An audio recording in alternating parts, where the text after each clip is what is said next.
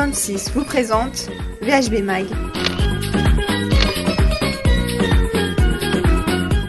Salut à tous, bienvenue pour ce nouveau numéro de VHB Mag. Cette semaine, le portrait du jour nous propose une rencontre avec Sylvain Rioux. C'est l'équipe de Villeurbanne qui nous a rendu visite lors du dernier match à domicile. Et bien sûr, un petit tour sur l'agenda pour connaître le programme du week-end.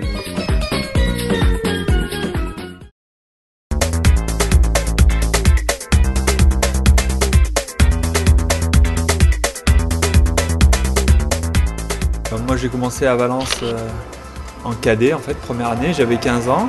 Je me suis fait recruter à la base à l'UNSS par quelqu'un de Valence. Il m'a dit viens faire un essai et puis pour voir ce que ça pouvait donner. Et puis après ça a pris un petit peu. Petit à petit on fait un essai, l'ambiance m'a plu, il y avait les copains, il y a un groupe qui s'est créé.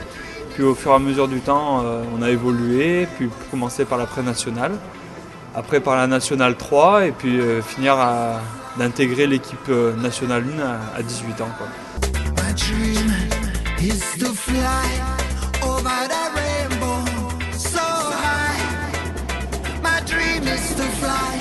Et depuis 1999, année 2000, donc moi je me suis employé pour l'équipe 1, donc je joue en Nationale 1. Et puis l'année dernière, l'année de la concrétisation, on est monté en D2.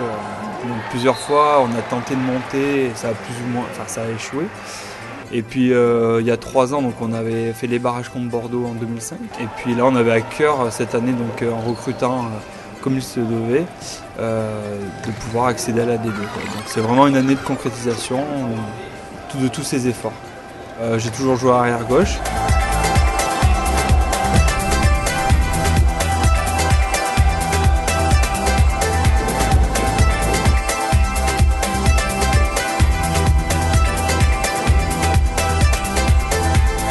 Recruter du monde pour jouer, pour avoir 2 personnes à chaque poste.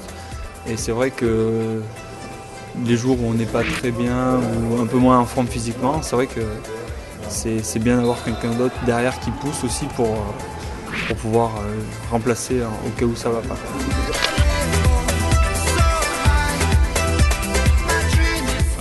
Niko Karabatic. Vraiment le joueur qui est monté en puissance et puis qui s'est imposé dans toutes les équipes et dans les championnats. Après, moi j'aime bien Didier Dinard, un bon défenseur, impressionnant, enfin quelqu'un qui est la référence pour moi en défense.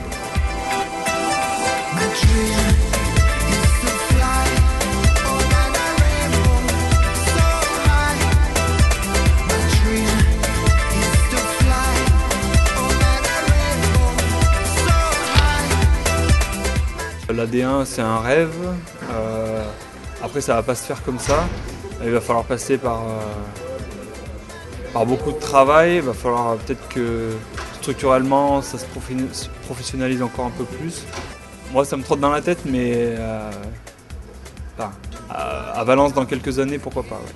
Rise up, rise up, rise up, rise up, we'll beat again. Rise up, rise up, rise up, rise up.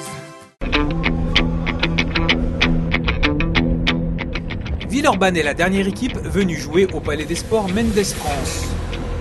Les Lyonnais, entraînés par un ancien barjot, Thierry Perreux, avaient besoin de points pour se rassurer dans son championnat de 2e division.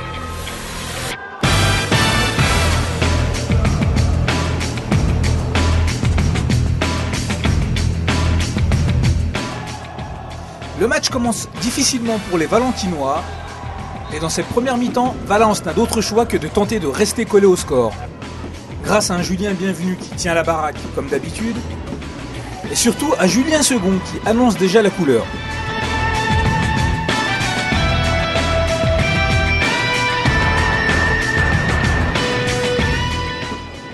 Mohamed Abidi est également en vue sur son côté droit. Il sera parfaitement secondé par Cédric Delair, très efficace sur son aile gauche.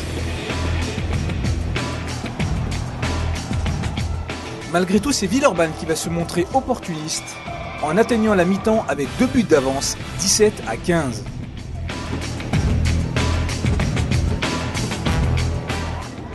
La La deuxième mi-temps repart sur les chapeaux de roue pour les rouges et noirs, avec un beau mouvement conclu par Simon Clémençon à l'aile droite, et surtout un Ivan Illich totalement déchaîné qui va imprimer un rythme d'enfer.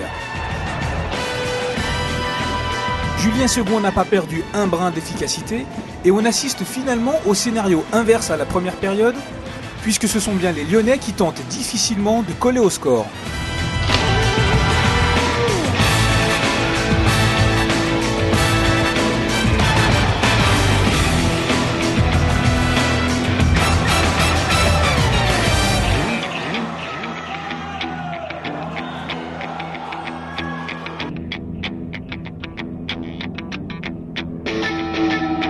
Mais le match va finalement se conclure comme il a commencé avec un Julien Segond tout simplement olympique qui arrivera même à marquer 15 buts à lui seul.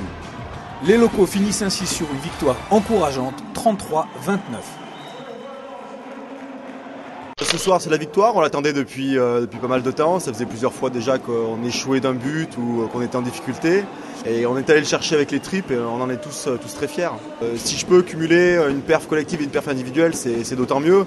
Après il ne faut pas oublier que la perf individuelle est due aussi à tout un collectif qui ont su me mettre en situation pour aller shooter et marquer, quoi. Et on arrive à se remettre dedans, c'est un petit peu ce qui nous caractérise, hein, des bons moments et des moments un peu moins bons. Maintenant, je pense qu'un peu l'expérience qu'on a eue depuis les débuts de saison, c'est qu'on fait les matchs derrière et on ne lâche pas. Je pense que c'est 80% déjà de la confiance et je dirais plus que du soulagement. Voilà, c'est de l'enthousiasme et du plaisir. Parce qu'il en faut, hein, quand tous les lundis on a perdu d'un but, c'est un peu dur. 2-3 victoires jusqu'à la fin sur les 4-5 matchs qui nous restent, ça nous remettrait dedans, je crois, et ça nous permettrait de rattaquer la deuxième phase avec une réelle conviction de pouvoir jouer notre place en D2 pour l'année prochaine. Donc là, le match il a été complet, on gagne à la fin, c'est important puisque là c'est un peu un nouveau championnat qui commence pour nous, où on va rencontrer des adversaires directs pour le maintien. Et donc c'est là où va vraiment falloir être valeureux, où on va avoir besoin du public et où on va vraiment avoir besoin de tous les joueurs à leur meilleur niveau comme on a pu voir ce soir, quoi. J'ai été agréablement surpris du match. Je ne m'attendais pas à une victoire on va dire aussi nette que ça. Ce soir, une super victoire, très méritée. Et on attendait ça depuis plusieurs samedis, puisque ça a été très dur pour gagner, effectivement. Et donc il y a une très bonne ambiance, une convivialité super. C'est pour ça qu'on est là. Et on aime partager toutes les victoires du club, et ainsi que les défaites. Je suis en tant que bénévole et dirigeant club. Je m'occupe des clubs de supporters auxquels on se réunit tous les week-ends pour les matchs de la D2. Donc pour ceux qui veulent venir nous rejoindre, vous pouvez nous rejoindre dans la tribune côté écran, auquel on est présent à tous les matchs. Bien, on souhaite à cette super équipe beaucoup de victoires. On a la gagne, donc on espère que ça va continuer.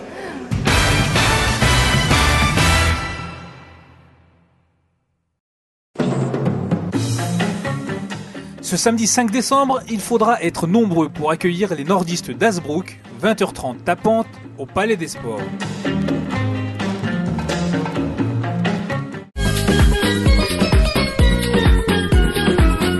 Groupe 26 vous présente VHB Mag.